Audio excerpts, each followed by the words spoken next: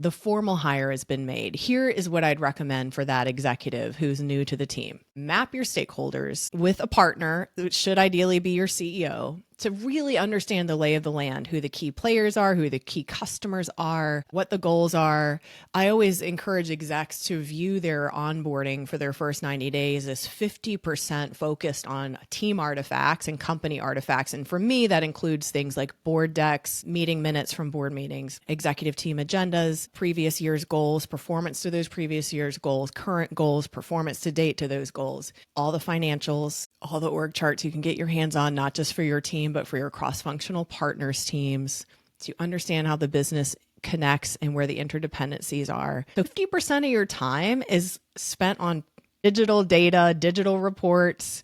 The other 50% is relational. So with that stakeholder map, the main thing you should be doing on day one is getting on everybody's calendars, one-on-ones with your peers, going out to visit key clients if you're client facing, one-on-ones with your direct reports, understanding what's important to them in their functions and to them personally, looking at their performance reviews privately so you get to understand them that way as well. When you join the organization as a new executive, you're 50% learning about who the company is in a one-dimensional way.